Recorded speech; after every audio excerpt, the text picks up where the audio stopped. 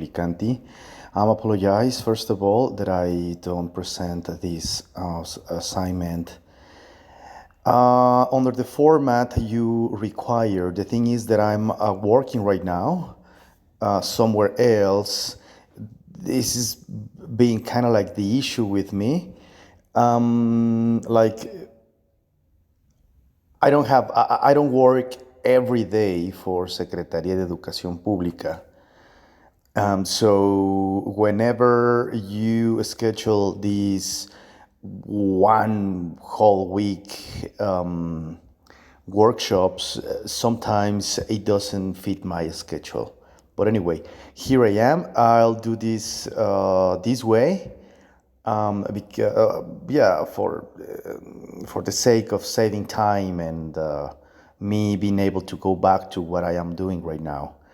Well, I'm doing both. I'm attending the course, but I'm also grading high schoolers, which, by the way, answers the first couple of questions you are asking here. In number one, what is the class profile? Where I have young learners. Well, it'll be more like teenagers, as a matter of fact.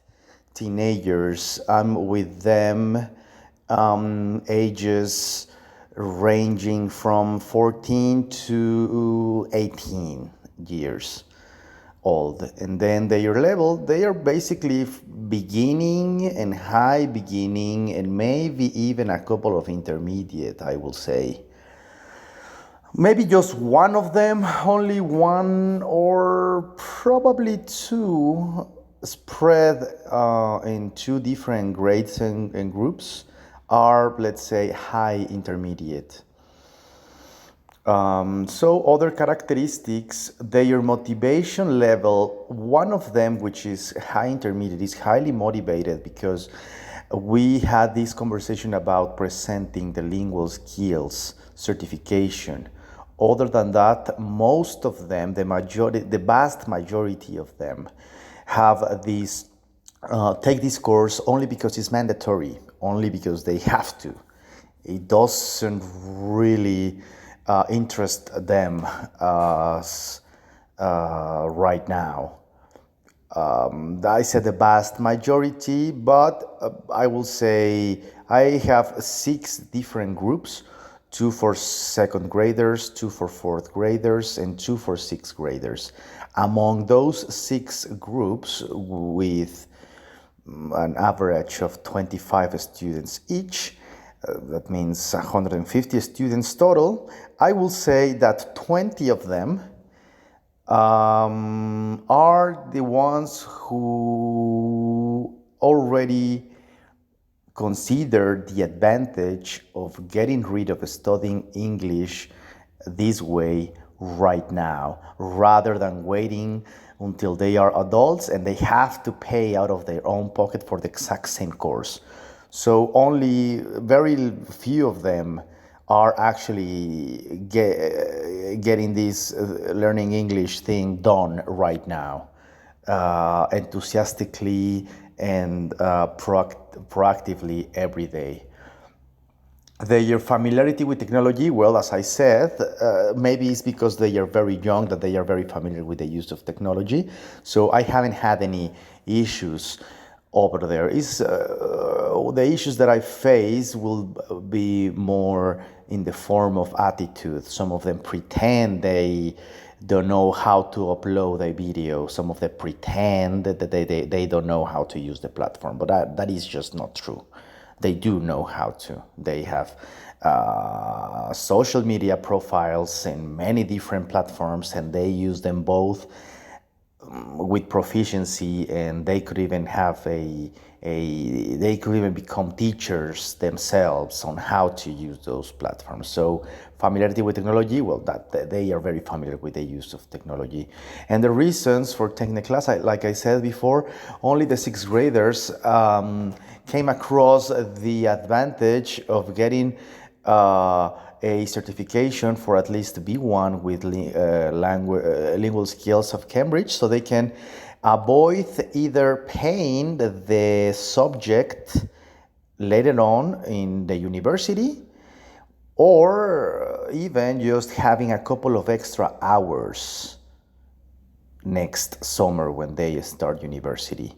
So those are the main reasons why they are taking this class enthusiastically, so they can get rid of having again this same lesson of past tense one for the seventh time this year. Okay, so that's the reason why they are taking it. Number two, what is the purpose of the portfolio? Well, to assess them and to track their progress, I will say. It is important knowing where we are at and where we are coming from, and to establish the different rates and paces that every single one of us are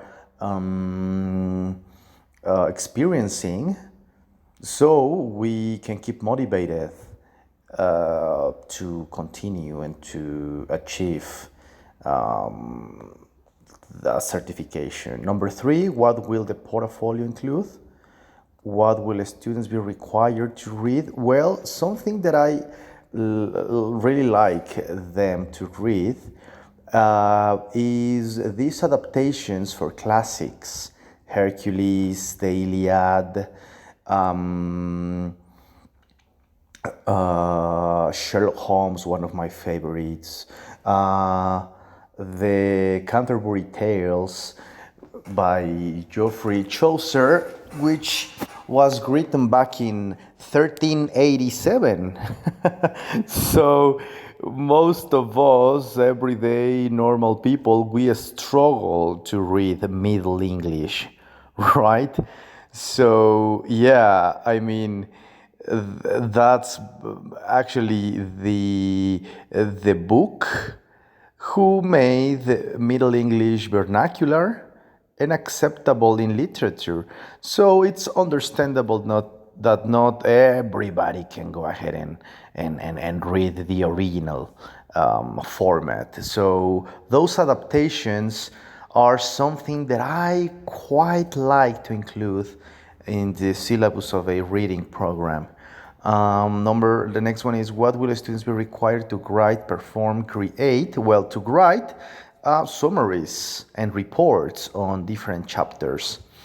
Perform role plays that include that beforehand they actually write the dialogues of a couple of their favorite characters within the book, and then they perform it at the class.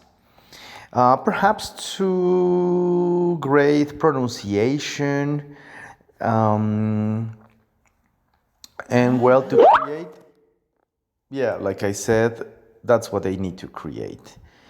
Number four, how will students be evaluated and how often? Well, depending on how many different lessons we have a week.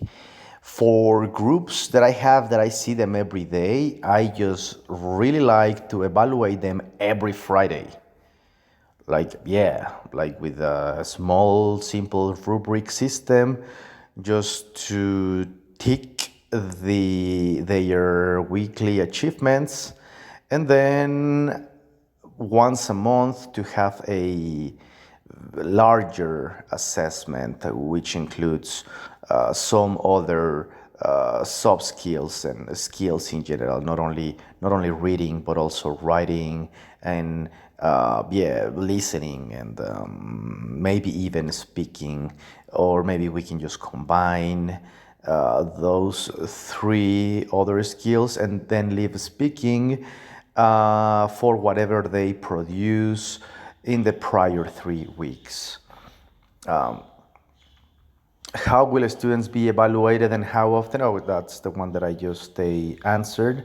Number five, what format will be used for feedback?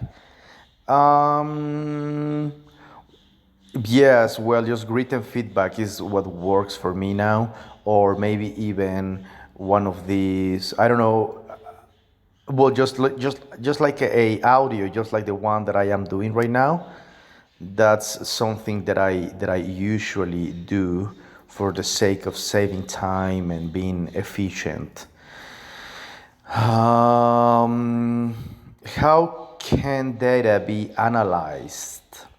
Well, historically, it's important to track their weekly achievements so we can, after a couple of months, like analyze progress. So that's the how, through rubrics, through progress, through improvement. That's how it can be analyzed, I suppose. That's at least the way I do, even though because of plateau effect in all the different areas of learning, sometimes it seems to me after a while, and that's something that I actually have experienced myself. After a while, I feel like I'm struggling to communicate, but that is just the step before bigger improvement. I experience and I go through this sensation of getting stuck, which is the plateau effect. And the solution is simple. We just need to switch approaches. If we were in the middle of reading every week, all we need to do is just to switch approaches and to switch the source and the materials for another, let's say, for the next 3 weeks, and then again experience more plateau effect and then switch again. So switching is very important and helps keep learning and not getting bored and not knowing what is next. So there is always this magical feeling of me learning something new. Thank you very much, Miss Grisel. I'll send this right to your email. Bye.